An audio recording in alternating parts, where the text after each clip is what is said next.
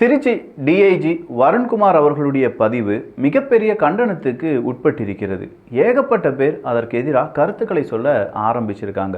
சொல்லப்போனால் திரள் நிதி வாங்கி திருடி திங்கிற உனக்கே இவ்வளோ இருந்துச்சுன்னா உண்மையாக உழைத்து படித்து முன்னேறி எங்களுக்கு எவ்வளோ திமிரு இருக்கும் அப்படிங்கிற அந்த பதிவு கண்டிப்பாக சீமானவர்களுக்கு எதிரானது அப்படிங்கிறது எல்லாருக்கும் தெரியும். இதை டிஐஜி வருண்குமார் டீகோட் பண்ணணும், இல்லாட்டி அவருக்கு எதிராக இருக்கக்கூடிய நபர்கள் பொய்யான ஒரு அசம்ஷனுக்கு போகிறாங்க, இது எதுவுமே கிடையாது. ஆனால் ஒரு அரசு அதிகாரியாக அதெல்லாம் வேண்டாம், ஒரு காவல்துறை அதிகாரியாக, அதுவும் உயர் பொறுப்பில் இருக்கக்கூடிய ஒரு காவல்துறை அதிகாரியாக இருக்கக்கூடிய டிஐஜி வருண்குமார் அவர்கள் இப்படி ஒரு பதிவை போடுறாரா? இந்த பதிவுக்கு கீழே சீமானவர்களுடைய ஆதரவாளர்கள் இருப்பாங்கல்ல, அவங்க என்ன செய்வாங்க? கண்டிப்பாக ஏதாவது கோபமாக பேசுவாங்க. அதை மறுபடியும் ஒரு கேஸாக போடுறது அப்படின்னு சொல்கிறது தான் இங்கே பெருசாக மாறுது. இதை உடனடியாக கண்டிக்க வேண்டும் அப்படின்னு சொல்லிட்டு இருக்கக்கூடிய நபர்கள், இதோ உங்களுக்கான ஆதாரம். திருச்சி டிஐஜி வருண்குமார் பதிவு கண்டனத்துக்குரியது. இதுபோல இழிவாக தமிழகத்தின் வேறொரு அரசியல் கட்சி தலைவரை விமர்சிக்க முடியுமா? இது தவறான முன்னுதாரணம் நாளை உங்களுக்கு நடக்கலாம்.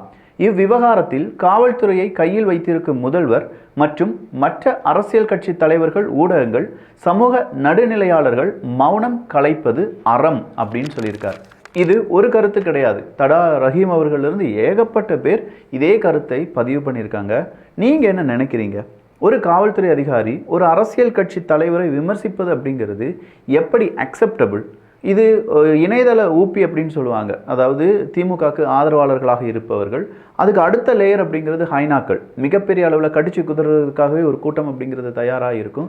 இதெல்லாம் விட ரொம்ப பெரிய அளவில் அட்வான்ஸ்டாக திமுகவுக்கு ஆதரவான ஒரு நபராக டிஐஜி வருண்குமாரை எல்லாரும் சொல்கிறாங்களே, உண்மைதானா? இல்லை டிஐஜி வருண்குமார் அவர்கள் அவர் முன்னாடியே சொன்ன மாதிரி தன்னுடைய தனிப்பட்ட குடும்ப பிரச்சனை, தனிப்பட்ட குடும்பத்தை பல நபர்களும் பேசினது அப்படிங்கிற அந்த ஒரு மெத்தடில் இது சீமானவர்களுக்கு எதிராக அவர் கருத்தை முன்வைத்திருக்கிறாரா? இப்படிங்கிற பல கேள்விகள் உங்கள் முன்னால் வைக்கப்படுகிறது. நீங்கள் அதற்கான பதில் சொல்லலாம். இதை விட ரொம்ப முக்கியமான வேங்கை வயல் பிரச்சனை பற்றி நம்ம பேச வேண்டியதாக இருக்குது.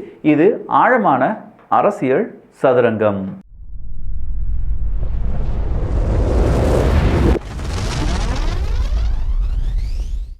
கிட்ஸ் பேஸ்ட்ரியில் உடனே சோல்ட் அவுட் ஆகிற மேஜிக் பிளாங்கெட் மறுபடியும் வந்திருக்கு. லிமிட்டட் ஸ்டாக் தான். 567 ரூபாய்க்கு இப்போ உங்களால் வாங்க முடியும். மேஜிக் பிளாங்கெட் மாதிரியே பெரியவங்களுக்கான மேஜிக் ஹூடி அப்படிங்கிறதும் இருக்குது. அதுவும் கிட்ஸ் பேஸ்ட்ரியில் இருக்குது. சேம் 5, 6, 7 வேணுங்கிறவங்க வாங்கிக்கோங்க. இதை பற்றியான டீட்டெயில்ஸ் இந்த வீடியோக்கு கடைசியில் சொல்கிறேன். சுதர்சன், முத்துகிருஷ்ணன் ஆகியோரை காவல் அதிகாரிகள் மிரட்டியதற்கும் அடித்ததற்குமான வாக்குமூலம் அப்படின்னு சொல்கிற ஒரு வாக்குமூலம். இது சவுக்கு சங்கர் அவர்கள் நேராக வேங்கை வயலுக்கே போய் இந்த சுதர்சன் அப்படிங்கிறவர்கிட்ட பேட்டி எடுத்த போது கிடைத்திருக்கக்கூடிய தகவல். இது மட்டும் இல்லாமல் மூத்த வழக்கறிஞர் ஒரு 7 மாதத்திற்கு முன்பாகவே இவங்க மேலேயே இந்த கேஸை திரும்ப போட பார்க்குறாங்க, யார் பாதிப்படைஞ்சிருக்காங்களோ அவங்களையே குற்றவாளியாக மாற்றப் போகிறார்கள் அப்படின்னு சொல்கிற ஒரு தகவலை வெளியில் விட்டிருந்தார். இன்னைக்கு என்னன்னா 2 ஆடியோ லீக் ஆகிருக்கு, ஒரு வீடியோ வந்திருக்கு.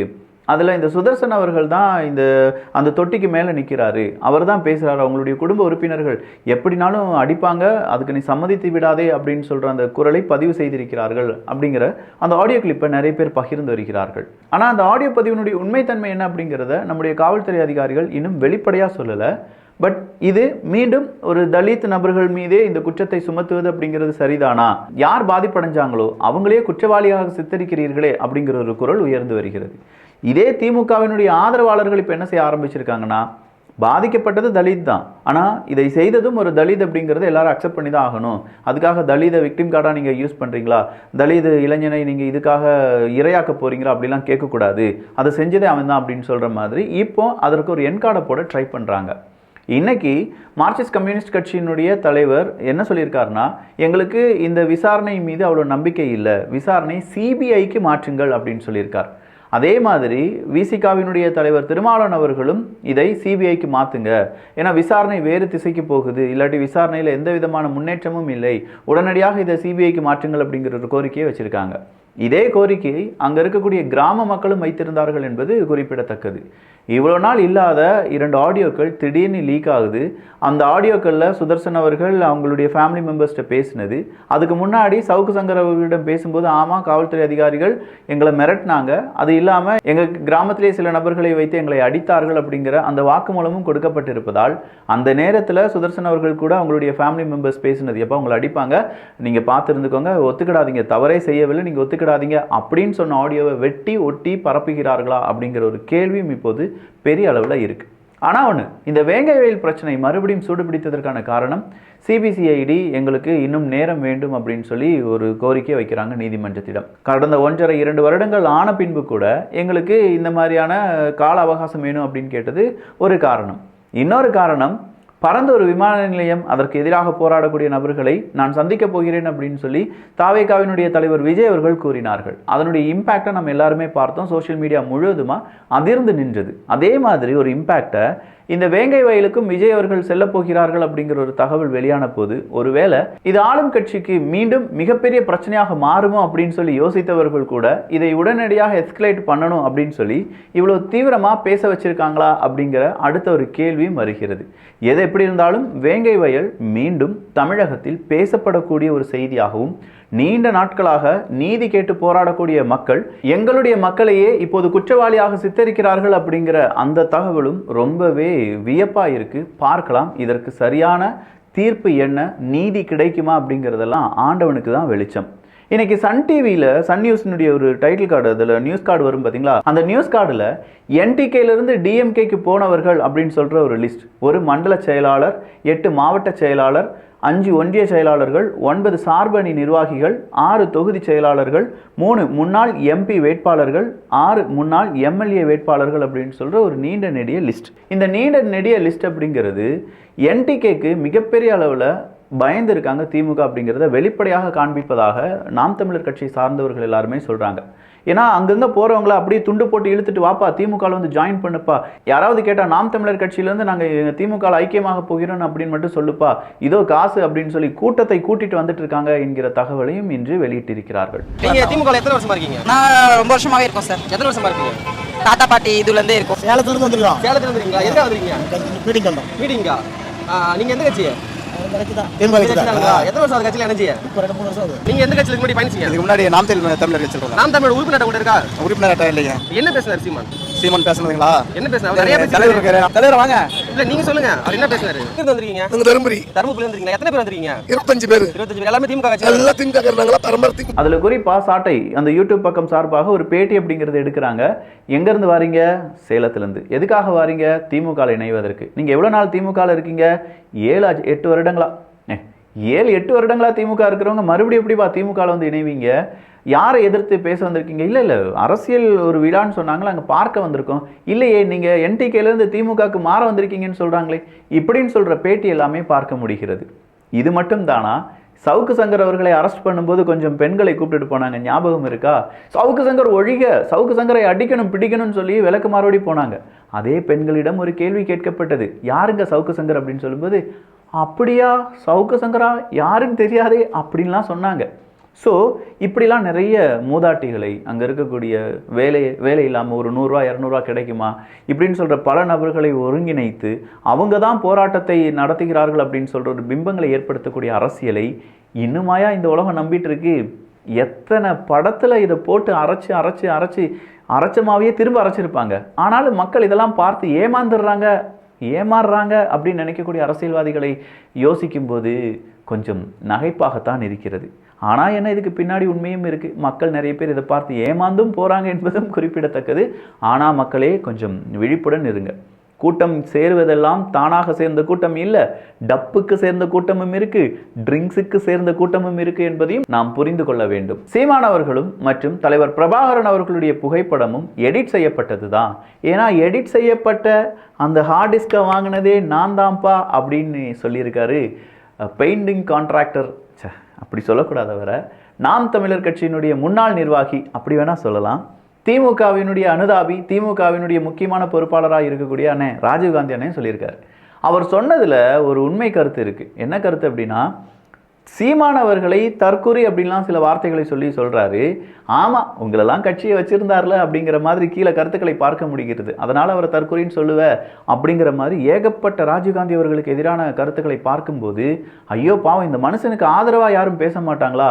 ஒருவேளை நாளைக்கு இவரை திமுகவிலிருந்து வெளியேற்றி விட்டார்கள் அப்படின்னு வச்சுக்கோங்களேன், கண்டிப்பாக இந்த ராஜீவ்காந்தி போன்ற நபர்கள் வெளி அரசியலுக்கு போகிறது அப்படிங்கிறது ரொம்ப கஷ்டமாக இருக்கும் போல். அந்த அளவுக்கு நெகட்டிவ் கமெண்ட்ஸை என்னால் அங்கே பார்க்க முடிந்தது. சரி, அவர் சொல்கிற மாதிரி இது எடிட் செய்யப்பட்டது என்றால் இத்தனை வருடங்கள் உங்களுக்கும் தெரியுமே. கடந்த சில வருடங்களாக தானே நீங்கள் நாம் தமிழர் கட்சியை விட்டு திமுகவில் இருக்கீங்க. ஏன் இதை உண்மையெல்லாம் வெளியில் சொல்லலை? இதை விட ரொம்ப பெரிய கேவலம் என்ன அப்படின்னா, இதை விட ரொம்ப கேவலமாக நீங்கள் பெரியாரையும் கருணாநிதி அவர்களையும் ஸ்டாலின் அவர்களையும் திட்டியிருக்கிறீர்கள் அப்படிங்கிற வீடியோ ப்ரூஃப் எங்ககிட்ட இருக்குது. இதை நாம் தமிழர் கட்சி போட்டு வெளுன்னு வெளுத்துட்டு இருக்காங்க. ஐயா பெயிண்டர் ராஜீவ்காந்தி அவர்களே, உங்களுக்கு நீங்கள் பேசினது, கருணாநிதி அவர்களை பற்றி நீங்கள் பேசினது அப்படின்னு சொல்லி ஏகப்பட்ட வசனங்களை நம்மளால் பார்க்க முடிகிறது. இது கூடவே பெரியாரை எதிர்த்து பேசிவிட்டார் சீமான் அவர்கள், அவருக்கு எதிராக நாங்கள் ஒன்றிணைகிறோம் அப்படின்னு சொல்லி கரு பழனியப்பனும் அதே மாதிரி வேறொருத்தர் இருக்காரு, அதாங்க அமீர் அவர்கள், இவங்க 2 பேருமே சொல்லியிருக்காங்க. அப்போ இன்னொருத்தர் நாம் தமிழர் கட்சியை சார்ந்த ஒருத்தர் ஒரு கருத்தை போட்டிருக்கிறார். தனது பெற்றோரின் 80வது கல்யாண சதாபிஷேகம் நிகழ்வை ஊரை கூட்டி உதயநிதி தலைமையில் பிரம்மாண்டமாக நடத்திய கரு பழனியப்பனும் தன் மகளின் திருமணத்தை முழுக்க இஸ்லாமிய மார்க்கத்தின்படி மணப்பெண்ணை மக்களிடம் காட்டாமல் கூட நடத்திய அமீரும் திருமணமே வேண்டாம் என்று சொன்ன பெரியாரை ஆதரிப்பதெல்லாம் உலக மகா காமெடி அப்படின்னு சொல்லியிருக்காங்க. அமீர் அவர்களுடைய மகள், அந்த மகளுடைய கல்யாணத்துக்கான வீடியோவை நீங்கள் பார்க்க வேண்டும். இது நிறைய பேர் ரோஸ்ட் பண்ண வீடியோ தான், பட் ஆனாலும் நீங்கள் பார்க்கணும். ஏன்னா இந்த அமீர் போன்ற நபர்கள்லாம் என்ன பேசுவாங்கன்னா, நம்ம பெரியாரிஸ்ட், தீவிரமான பெரியாரிஸ்ட் அப்படிலாம் சொல்லி பேசுவாங்க. ஆனால் வீட்டுக்குள்ளே எப்படி இருப்பாங்க? சத்யராஜ் மாதிரி தான். எப்படி இருப்பாங்க அப்படின்னா, அந்த பெண்ணுக்கு, அமீர் அவர்களுடைய மகளுக்கு கல்யாணம் நடக்குது. பெண் அடிமைத்தனம்னா என்ன? அவங்களுக்கு பிடித்த கணவனை, அவங்களுக்கு பிடித்த ஒரு ஆண்மகனை கல்யாணம் செய்து கொள்வது, தைரியமாக இதுதான் என்னுடைய முகம், இதுதான் என்னுடைய தைரியம், இதுதான் என்னுடைய கல்யாணம் அப்படின்னு சொல்லி வெளியில் வந்து சொல்வது. அந்த கல்யாணம் எனக்கு வேண்டான்னு சொன்னால் அதையும் தைரியமாக வெளியில் வந்து சொல்வது. இதுதானே பெண்கள் ரொம்ப முக்கியமான ஒரு தைரியமாக கொண்டு வரப்பட வேண்டிய மாற்றம். இந்த மாற்றத்தை இந்த அமீர் அவர்கள் செய்தார்கள் அப்படி நீங்கள் நம்புறீங்களா? பெண்ணினுடைய புகைப்படத்தையும் பெண்ணினுடைய வீடியோவும் பெண்ணினுடைய பேச்சுக்கள் எதுவுமே இல்லாமல் தான் கல்யாணம் நடந்துச்சு. அப்போ இது பெண் அடிமைத்தனம் இல்லையா மிஸ்டர் அமீர் அவர்களே அப்படிங்கிற கேள்வி இன்னைக்கு நிறைய பேர் கேட்டுட்டு இருக்காங்க. அமீர் அண்ணன் சீக்கிரமாக பதில் சொல்வாரா இருக்கும். இப்போ தான் ஜாபர் சாதிக்லேருந்து அப்படியே எஸ்கேப் ஆகி வந்தார், பெரியாரை கொஞ்சம் பிடிச்சு வச்சிருக்காரு. திடீர்னு பார்த்தா இப்படி இழுத்து விட்டாங்களே அப்படிங்கிற மாதிரி இருக்குது அமீர் அண்ணன் அவர்களுக்கு. அதை விட கருப்பழனியப்பன் அவர்கள் பேசின இன்னொரு வீடியோ நான் பார்த்தேன். ஏங்க இப்படிலாம் ஸ்டாராக மாறணும்னா நீங்கள் என்ன கருணாநிதி குடும்பத்திலேயே பிறக்கணும் அப்படின்னு சொல்லி அண்ணன் கேட்ட வீடியோலாம் பழைய வீடியோ இருக்குது. ஸோ இங்கே பச்சோந்திகளாக மாறக்கூடிய நபர்கள் ஏராளம். அவங்க தான் அரசியல்வாதிகளாக மாறுகிறார்கள். பச்சோந்தின்னு சொன்னோன்னா ஞாபகத்துக்கு வருது, தைவானில் ஒரு 1,20,000 பச்சோந்திகளை கொல்ல போகிறாங்களாம். ஏன்னா விவசாயத்துக்கு அது எதிராக இருக்குது அப்படிங்கிறது தான். பச்சோந்திகளை கொல்ல வேண்டும் அப்படின்னு சொல்லி தைவான் யோசித்திருப்பதும் இங்கு இருக்கக்கூடிய பச்சோந்திகளும் ஒன்றல்ல என்பதை நான் மீண்டும் இங்கே ஆணித்தனமாக சொல்ல கடமைப்பட்டிருக்கிறேன். அடுத்ததா பழநெடுமாறன் அவர்கள் பெரியாரையும் பிரபாகரன் அவர்களையும் 2 வேறு திசைகளில் நிகழ்த்தி மாற்றி மாற்றி பார்க்க வைக்கும் அந்த அரசியல் தவறான அரசியல். பெரியாரும் பிரபாகரன் அவர்களும் ஒன்றுதான், அதை கடைபிடிக்க வேண்டும் அப்படின்னு சொல்லியிருக்கார். உடனடி அதற்கு ஒரு பதிலடியை கொடுத்திருக்காரு சாட்டை துரைமுருகன். ஈழத்தை அழித்த காங்கிரஸ் கூட்டணிக்கு வாக்கு கேட்ட உங்களை உலகத் தமிழர்கள் போற்றி கொண்டாடுவார்கள் அப்படின்னு சொல்லி காங்கிரஸுக்கு வாக்கு கேட்க போயிருக்காராம் பழநெடுமாறன் அவர்கள் அப்படின்னு சொல்றத அக்செப்ட் பண்ண முடிகிறதா என்கிற கருத்துக்கள் இங்கே வரவேற்கப்படுகின்றன. கடைசியாக ஒரு செய்தி, எல்லாரும் மாதிரி என்னால் கடந்து போக முடியல. ஜகபர் அலி அவர்கள் கொல்லப்பட்டது கனிம வளத்துக்கு எதிரான அவருடைய மிகப்பெரிய ஒரு போராட்டம். ஆனால் அப்படிப்பட்ட மனுஷனை கொன்னுட்டாங்க, கட்டம் போட்டு திட்டம் போட்டு தீட்டி கொண்டுட்டாங்க அப்படின்னு சொல்கிற இந்த செய்தியை அவ்வளோ சாதாரணமாக நம்மலாம் கடந்து போயிட்டோம்ல. நமக்காக ஒரு மனுஷன் குரல் கொடுத்துருக்காரு. நம்ம வரும் தலைமுறைகள் கனிம வளம் இல்லாமல் எப்படி வாழ்வாங்க அப்படிங்கிற அந்த மனசு வேதனைப்பட்டு ஏகப்பட்ட வழக்குகளை தொடர்ந்திருக்கிறார், ஏகப்பட்ட போராட்டங்களை செய்திருக்கிறார். அப்படிப்பட்ட மனுஷனை நாங்கள் கொண்டுட்டோம், 4 பேர் சேர்ந்து கொண்டுட்டாங்க அப்படின்னு சொல்கிறது அந்த செய்தியை கடந்து சென்றிருக்கக்கூடிய நாம் உண்மையிலேயே மனிதாபிமானம் இருக்கக்கூடிய மனிதர்கள் தானா, மாற்றத்தை விரும்பக்கூடிய மனிதர்கள் தானா அப்படிங்கிற கேள்வியை எனக்கு நானே கேட்டுக்கொள்கிறேன். ஜகபர் அலி அவர்களுக்கு நீதி கிடைக்குமா? அவங்களுடைய குடும்பத்துக்கு ஏதாவது உதவி கிடைக்குமா? ஜகபர் அலி போன்ற எத்தனையோ மனிதர்கள் கொல்லப்படும் போது நாமெல்லாம் மௌனமாக இருந்தோம் என்றால் நமக்காக அடுத்ததாக யார் போராட வருவார்கள்? பார்க்கலாம், கேட்கலாம். மாற்றம் வருமா அப்படிங்கிறத காலம்தான் நமக்கு பதிலாக தர வேண்டும். அப்போ இந்த ஒரு காணொளி எப்படி இருந்துச்சு அப்படிங்கிற உங்களுடைய கருத்துக்கள், ஏதோ நான் கேட்குறேன் அப்படிங்கிறதுக்காக உங்களுடைய கருத்துக்கள் வேண்டாம். மனசார நிறைய விஷயங்கள் நீ பேசுகிற விக்கி, உண்மையிலேயே இதெல்லாம் பேசுகிறதுக்கு ஒரு தைரியம் வேணும் அப்படின்னு சொல்கிறவங்க இருக்காங்க. ஆனால் நீயாவது பேசுகிறிய, மனசில் இருக்கக்கூடிய பாரமெல்லாம் இறங்குதுரா அப்படின்னு சொல்கிற யாராவது இருந்தீங்கன்னா உங்களுடைய கருத்துக்கள் இங்கே வரவேற்கப்படுகின்றன. மேஜிக் பிளாங்கெட், லைட் அப்சர்வபிள் பெயிண்டை வச்சு இந்த மேஜிக் பிளாங்கெட் அப்படிங்கிறது ரொம்ப சாஃப்டான க்ளோத்தில் செய்யப்பட்டிருக்கு. இந்த மேஜிக் பிளாங்கெட்டை நம்முடைய குழந்தைகளுக்கு கொடுக்கும்போது நைட் டைம் நம்ம லைட்லாம் கொஞ்ச நேரம் இதுக்கு மேலே லைட் படுற மாதிரி பட்டுட்டு அந்த லைட் ஆஃப் பண்ணிட்டோம்னா அப்படி அந்த ஸ்டார்ஸ் இல்லாட்டி அதில் இருக்கக்கூடிய பல உருவங்கள் அப்படியே பிரைட்டாக நம்ம கண்ணுக்கு தெரிஞ்சுக்கிட்டே இருக்கும். அதை பார்த்து நம்முடைய குழந்தைகள் கதை சொல்கிறதும், அதை பார்த்து நீங்கள் குழந்தைகளுக்கு கதை சொல்வதும் அப்படிங்கிறது ஒரு டிஃப்ரெண்ட்டான எக்ஸ்பீரியன்ஸாக இருக்கும். இந்த மேஜிக் பிளாங்கெட் 1000, 1200 ரூபாய்க்குலாம் வித்துட்ருக்காங்க. பட் இதுவரையிலும் கிட்ஸ் பெஸ்டில் அதே 567 ரூபாய்க்கு வித்துட்ருக்கோம். வேணுங்கிறவங்க வாங்கிக்கோங்கப்பா. குட்டி குழந்தைகளுக்கு மேஜிக் பிளாங்கெட், பெரிய ஆட்களுக்கு மேஜிக் அந்த ஹூடி அப்படின்னு சொல்லலாம். ஸோ இதில் ரேடியேஷன் இல்லை அப்படிங்கிறதையும் மறுபடியும் சொல்லிடுறேன். இது நார்மலாக லைட் அப்சார்பு பெயிண்ட் அப்படிங்கிறத வச்சு தான் செஞ்சுருக்காங்க. க்ளோத் அவ்வளோ சாஃப்டாக இருக்கும். சீக்கிரமாக வாங்கிக்கோங்க. ஒரு 300 to 400 குவான்டிட்டி தான் இருக்குது. டெஸ்கிரிப்ஷனில் லிங்க் இருக்குது, பார்த்து வாங்கிக்கோங்க. நல்லதை பகிர்ந்து ஷேர் பண்ணி நல்ல சமுதாயத்தை உருவாக்குவோம். நன்றி, வணக்கம்.